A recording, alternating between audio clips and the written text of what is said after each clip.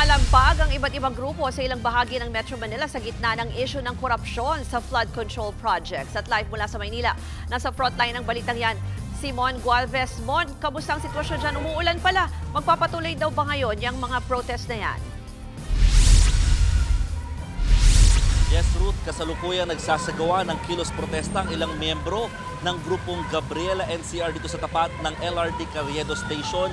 At kahit nga malakas ang buhos ng ulan ngayon, hindi alintana ito ng mga nagrarally para nga kondinahin yung mga nangyayaring katiwalian daw sa bansa. Bahagi pa rin ito ng tinatawag ngayong Black Friday protest kontra korupsyon. Bago nga yan, sama-sama at sabay-sabay na nagsilabasan sa kanilang mga classroom at nag-walk out ang ilang mga estudyante ng UP Diliman sa Quezon City.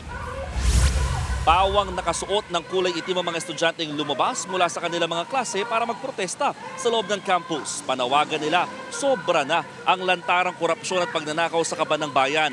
Lalo na ang mga nasisiwalat ngayong maanumalya o manong flood control projects. Aprobado ng UP Chancellor at mga dean ng iba't ibang kolehiyo ng universidad ang pagrarally ng mga estudyante. Kaya bukod sa mga banner kung saan nakasulat ang kanilang mga hinaing, may ilang nagsuot pa nga ng maskara na may mukha ng mga politikong kinokondena ng mga taga-UP.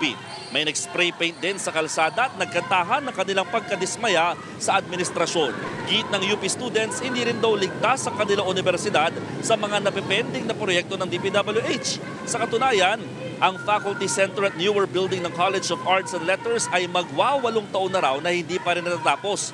Mag-asawang diskaya umano ang contractor sa naturang proyekto na nasiwalat din sa pagdinig sa Senado.